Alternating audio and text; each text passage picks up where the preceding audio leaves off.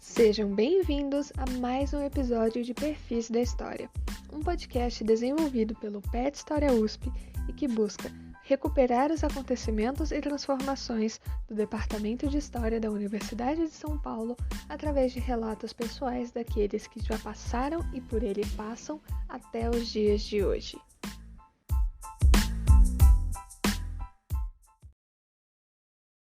Olá, Júlio. É um prazer ter você aqui no nosso primeiro episódio do Perfis da História em 2022. A gente fica muito feliz de receber você aqui na salinha do PET, que não é estranha para você, já que você é nosso tutor no PET História, aqui na FIFELESH. Eu sou o Lucas, sou membro do PET, vou estar junto da minha colega Sara conduzindo a entrevista. Oi, gente. Oi, Júlia, tudo bem? Eu sou a Sara, agora do 5º ano da História. Vamos para mais um episódio começando. Professora, uma coisa que pra gente, assim, faz muita diferença e que a gente escuta muito dos alunos é o quanto saber um pouco do professor, de como ele é, de quem ele é, cria um elo, né? Tipo, não fica aquela distância de quando a gente está sentado e o professor tá lá na frente. Então é muito legal a gente escutar das pessoas que, pô, que legal que saber que o professor fez isso e isso antes de entrar na faculdade. Então a gente começa bem pelo começo mesmo, de uma perspectiva subjetiva. Quando a gente estava assistindo a sua entrevista para a revista de história, a gente notou que você falou que a história chegou para você de surpresa, que não era a sua ideia cursar história, mas sim arquitetura. E a gente quer saber como que se construiu a sua relação com a história. Bom, em primeiro lugar, obrigado, Lucas, Sara, obrigado todo o pessoal do PET. É um prazer duplo, prazer ser tutor do PET atualmente e prazer dar essa entrevista para os Perfis da História, que é uma série maravilhosa. Foi acidental a história da minha vida. Eu era um aluno de exatas, fiz colegial de exatas, sempre tive muito mais interesse pelos cálculos do que pelas humanidades. As humanidades entravam na minha vida como leituras. Eu sempre gostei de ler, desde pequeno, etc., mas na minha cabeça o caminho profissional seria pelas exatas. E a arquitetura que de alguma forma conciliava esse interesse pela física. A física sempre foi a minha matéria favorita, o meu interesse pela física com uma visão mais humanista, com uma possibilidade de pensar, de agir, de trabalhar num terreno mais próximo do convívio, das preocupações humanas, etc. O que ocorreu é que no meu terceiro colegial, na época se chamava segundo grau, hoje ensino médio, né? Na terceira série do segundo grau, eu estava numa escola pública, sempre estudei escola pública, e o curso era fraco. A gente passava a maior parte do tempo jogando bola, e eu fazia ainda colegial de exatas, então não tinha história, né? A divisão era exatas, humanas, biológicas, tinha assim 8 aulas de física, 8 aulas de matemática, 8 aulas de desenho geométrico por semana, às vezes 3 aulas no mesmo dia com o mesmo professor, e o professor que dava física e desenho geométrico era o mesmo. Então das 30 aulas, 36 aulas por semana, 18 eram com ele. Então tinha dias que ele dava 4 aulas, e ele não tinha, obviamente, o que fazer em 4 aulas, né? Então ele dava exercícios, um outro colega e eu que tínhamos mais facilidade ali na resolução do desenho geométrico, de física, a gente resolvia os nossos, resolvia o do time, e a gente passava das 5 horas, a gente passava umas 2h30 mais ou menos jogando bola por manhã. E daí eu resolvi fazer no segundo semestre cursinho, né? E no cursinho eu tive um professor de história que marcou muito, né? Era a primeira vez que história fazia algum sentido para mim, Rogério Forastieri da Silva, que depois eu vim a saber, é de fato um historiador interessante, além de um ótimo professor, é de fato um historiador interessante, foi orientando Novaes aqui e tal. Tem uma tese bacana sobre a ideia de nativismo no Brasil do final do 18, começo do 19, e as aulas do Rogério me atraíram para a história. Mais ou menos uma semana antes de preencher a ficha de inscrição na FUVEST, assim, por que não história, né? E daí eu entrei na história aqui, faz exatamente 40 anos, né, em vestibular de 82, e o primeiro ano foi horrível. foi péssimo, foi medonho. Havia um professor maravilhoso, Francisco Murari Pires, o Chico Murari, que dava metodologia, depois ele passou a dar a história antiga. Até hoje o Chico é uma referência central para mim, mas fora as aulas do Chico, as outras eram péssimas. No final do ano eu prestei vestibular de novo, daí para Física. E entrei na Física. Na época você podia fazer 2 cursos aqui. E era fácil entrar na Física, porque a Física não entrava na mesma categoria das engenharias, então só quem queria Física mesmo que fazia Física, junto com Meteorologia. Mas enfim, mas eu entrei na Física. Mas eu frequentei pouquíssimo, porque daí o segundo ano da História se tornou muito bom. Comecei a ter aula com Novaes, comecei a ter aula com professores, né? Depois Maria Odila, professores impressionantes e aí eu fui ficando na história. Daí no segundo ano também comecei a dar aula e quando você começa a trabalhar, as coisas adquirem outro sentido. Deixa de ser aquela abstração que muitas vezes uma graduação é e assume alguma dimensão concreta.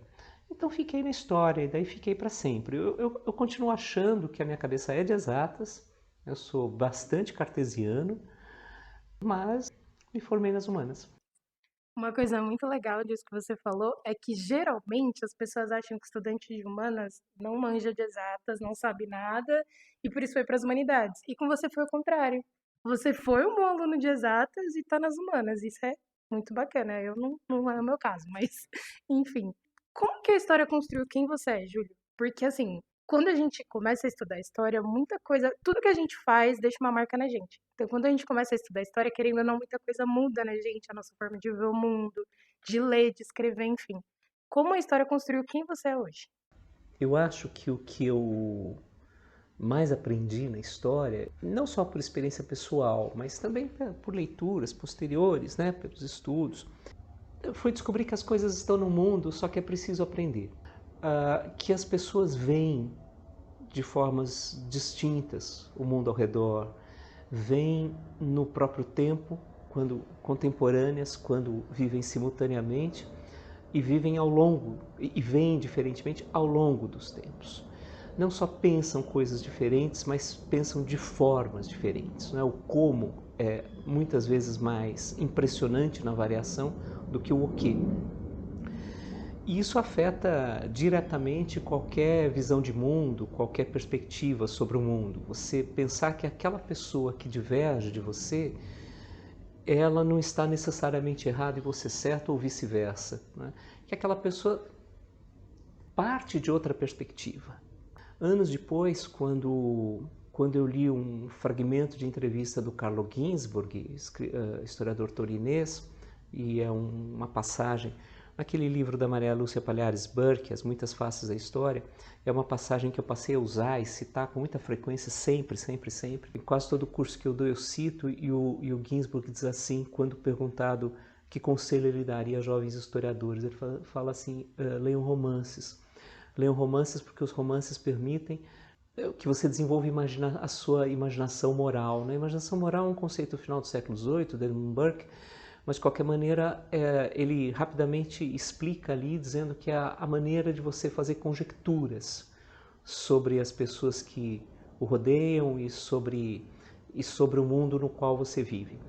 E daí quando eu li isso, muitos anos depois, eu já estava formado, já dava aula há algum tempo, acho que foi final da década de 80 que essa entrevista foi publicada, se não me falha a memória, eu acho que as coisas ganharam uma configuração mais precisa na minha cabeça, mas a grande surpresa, o grande aprendizado, e daí é um aprendizado que não tem a ver só com ensino, não tem a ver com trabalho de pesquisa, não tem a ver com... Tem a ver, como você falava, né, Sara, tem a ver com a forma como você vê o mundo. É sempre partir do princípio de que eu tenho que respeitar a posição alheia, que eu tenho que reconhecê-la como legítima, porque independentemente dela coincidir ou não com a minha, ela é produto de um conjunto de experiências, de possibilidades, do entorno no qual aquela pessoa viveu, tenha ela vivido 20, 25, 15, 10, 2 séculos atrás, seja um contemporâneo meu. E essa é a parte mais bonita da história também. Né? Acho que é isso que pode fazer com que um curso de história vale a pena em qualquer nível. E o que a gente mais tem que ensinar quando a gente ensina história. mais do que conteúdos, etc. Porque isso as pessoas podem aprender sozinhas, se quiserem. Deu uma emocionada aqui, gente. Mas só voltando um pouquinho num comentário que você fez, que eu acho que é muito importante pra gente, no geral, enquanto estudante, é que seu primeiro contato não foi legal. E isso pode acontecer com a gente, assim, tipo, às vezes a gente olha um professor e fica, meu Deus, porque a gente admira ele, a gente fica, meu Deus, esse cara é demais, e eu não gosto de história, e não sei o quê, e eu não vou ser isso. Mas não, assim, a gente tem que lembrar sempre da nossa humanidade, assim, até os nossos professores mais legais também titubearam em algum momento do curso. E é muito legal ouvir isso. E voltando também no comentário que você fez sobre o seu primeiro ano, a gente queria saber que memória afetiva e cotidiana você tem desse prédio. Então, se você chegou a participar de movimento estudantil, se você praticou alguma coisa no CP, se você fez iniciação científica, participou de grupo de estudo, como que era a sua relação com seus amigos e tal. A gente queria saber um pouco desse seu cotidiano aqui dentro. Bom, eu sou um bicho do mato. Então, os relacionamentos e os contatos sociais nunca foram o principal na minha trajetória como aluno de graduação. O choque de chegar a esse prédio é imenso, né? Ele é um prédio dispersivo, né? Eu já muitas vezes discuti com amigos próximos, que são meus colegas, que adoram esse prédio. Eu acho esse prédio horrível, eu acho um arremedo de modernismo. Enfim, arquitetonicamente provavelmente eu esteja errado, tanto que o prédio é tombado e tem seu mérito, etc. Mas eu acho que ele é inadequado para os seus fins, que é promover uma aproximação entre as pessoas, criar justamente esses núcleos de sociabilidade, essas possibilidades de sociabilidade e oferecer espaços de ensino razoáveis. Várias das nossas salas são muito boas, mas algumas são ruins. Então foi um choque. E como foi um choque passar do ensino básico para o ensino superior, com toda a perda de tutela, com toda a perda de cuidado, de atenção, de um acompanhamento, né? Mesmo numa escola com muitas limitações, como era em que eu estudei, tinha ali uma coordenadora educacional que, quando ela percebia que você estava meio desaprumado, vinha e conversava com você, etc. E aqui você ficava ao Deus dará, né? Você nem sabia muito bem o que ia acontecer, se ia ter aula, não ia ter aula, onde ia ser aula, você tinha que buscar as informações, etc. E quando eu entrei na história, se vivia um momento de transição no departamento. Havia muitos professores que já estavam aqui há muito tempo à beira da aposentadoria, estavam então à beira da aposentadoria, e começavam a entrar novos professores muito mais jovens, com uma nova maneira de conceber não só o trabalho de pesquisa, mas também o ensino na graduação. Eu sou da primeira turma da Laura, por exemplo, da Laura de Mary Souza, que ingressou no mesmo concurso do Nicolau Shevchenko. Então havia um momento de renovação, mas havia também essa duplicidade no departamento, não é? Professores muitas vezes muito distantes, que inclusive cultivavam essa ideia da distância que você falava que a gente sente com frequência, né? Que gostavam de viver no pedestal, e professores que já procuravam estabelecer com os alunos uma relação de maior proximidade intelectual, ouviam mais os alunos. Acho que essa era a grande diferença, né? Professores que não estavam nem um pouco dispostos a ouvir o que os alunos tinham a dizer, eles queriam os alunos como meros escutadores das suas verdades, e professores que estavam dispostos a ouvir e discutir, conversar juntos, né? Ao mesmo tempo, e eu acho que isso, embora tenha melhorado, ou tenha, não sei se melhorado a expressão, mas tenha se atenuado um pouco, há o choque também de você chegar a um curso superior de História e receber de repente aquela massa brutal de leituras que você tem que fazer. Então você chega e fala assim, eu gosto de História. Eu gosto de História porque eu gosto de ouvir falar da revolta da Chibata, ou porque eu me interesso pelo Napoleão, enfim, ou porque eu tenho algum tipo de militância política e a história pode ser instrumental para isso, tal. E daí você chega e você tem que ler 300 páginas de um texto teórico dificílimo, né? Então esse choque é sempre muito grande, foi muito grande para mim, como foi um outro choque que era o choque do conhecimento de outras línguas. Nós tínhamos na época poucas coisas, sobretudo em história antiga e medieval, poucas traduções. Então eu tinha estudado inglês eu conseguia ler em inglês, não tinha dificuldade para ler em inglês, mas a maior parte da bibliografia era em francês. E nenhum professor hesitava, assim, jogava na mão e falava assim, não, isso aqui está em italiano e você vai ler. E daí você tinha que aprender, né? Tinha que uma leitura de outras línguas e daí você tinha que se virar ali, né? O espanhol, lógico, era muito presente, então havia vários choques. Era como se eu tivesse migrado de planeta de repente, do planeta Caetano de Campos, né, a escola em que eu estudava, que era tudo mais ou menos controlado. Estudei a minha vida inteira, do primeiro grau de jardim ao terceiro colegial na mesma escola, então tudo era muito íntimo, era muito pessoal, apesar de ser uma escola grande. Para o planeta História da USP, que daí ninguém estava preocupado se você existiu ou não. As turmas eram muito grandes, né, porque as aulas eram divididas em 2 sessões. Uma sessão, as 2 primeiras horas eram em geral cursos teóricos, então todos fazíamos juntos, os 130 ingressantes, e daí na segunda parte dividia-se em grupos de seminários, e daí as turmas eram menores, 30, por aí. 30 pessoas mais ou menos. Então essas aulas imensas, né?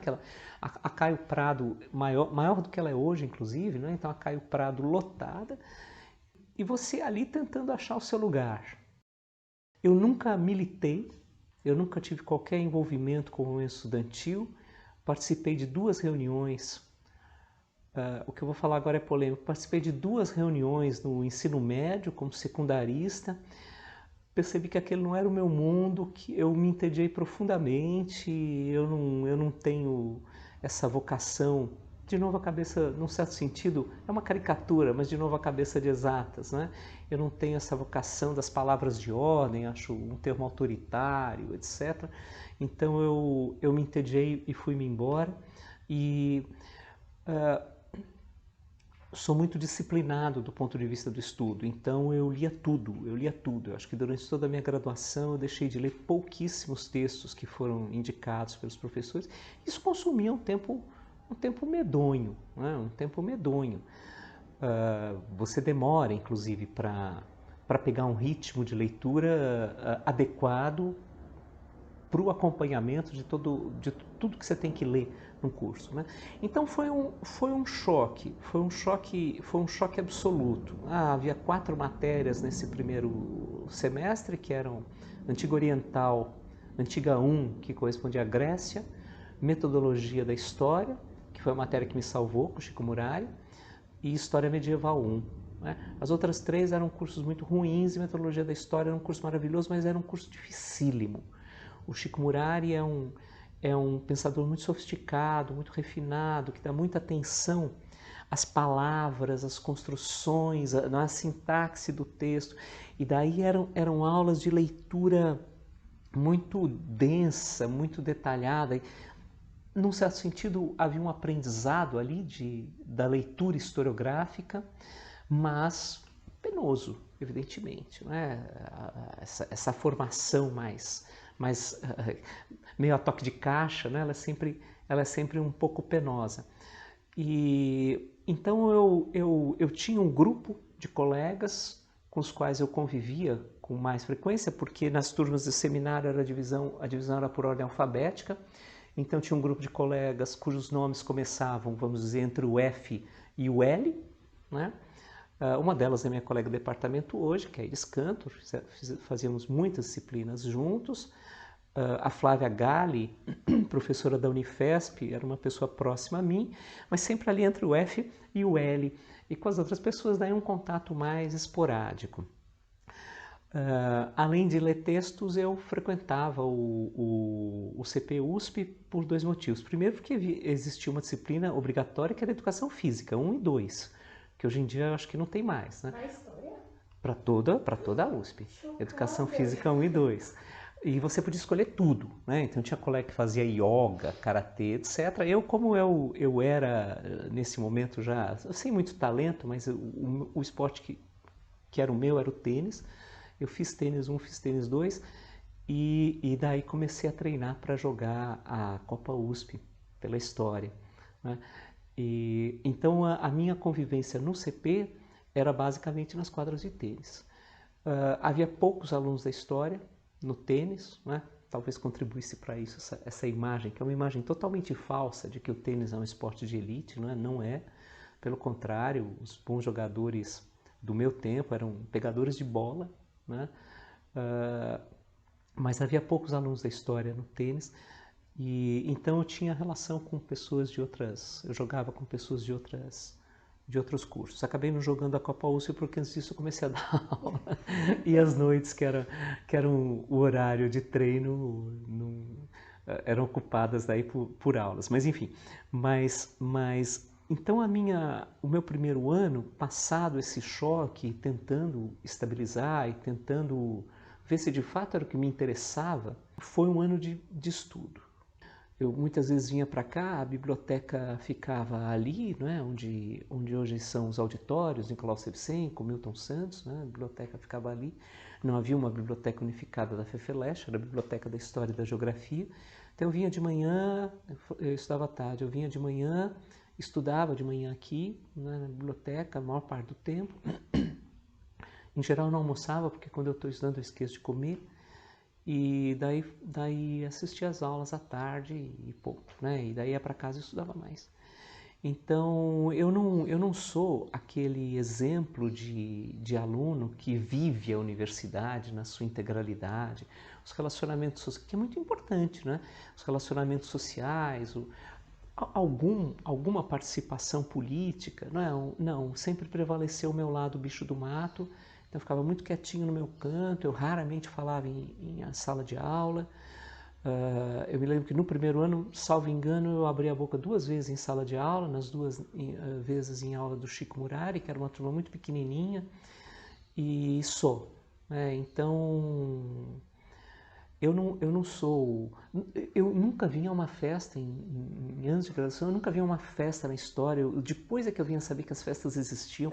Eu sou uma criatura, eu era mais, mas ainda sou uma criatura algo estranha. Então, sempre a minha graduação foi leitura. Eu adoro ler, na verdade, eu adoro ler. É isso. Então, havia, por mais que os textos fossem desagradáveis muitas vezes, havia o prazer, que era o prazer da leitura.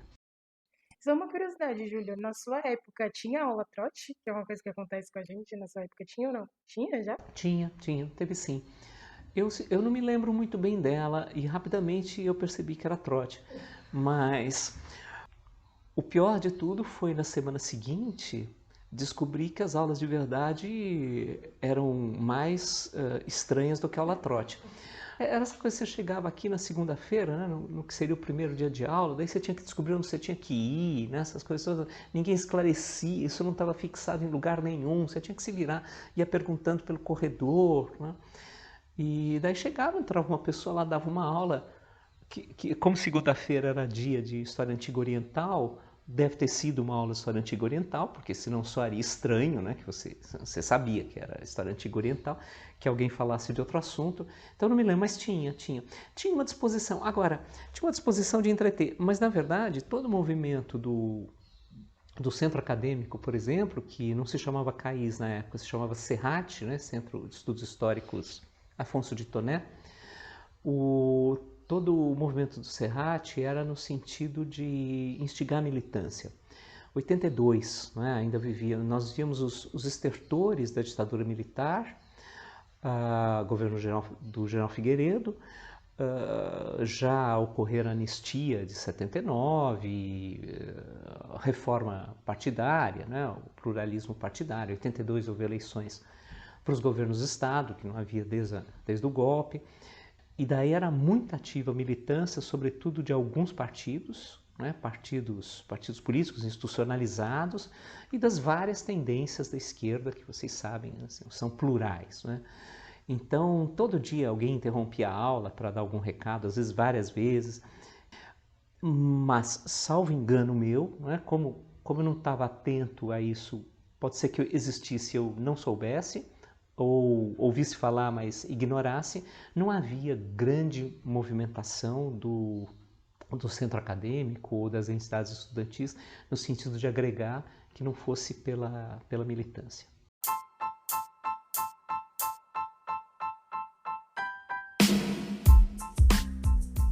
Bem, pessoal, por hoje é só. Muito obrigada por terem ouvido até aqui e não se esqueçam de acompanhar as nossas páginas nas redes sociais. Um abraço e fiquem ligados em mais episódios de Perfis da História.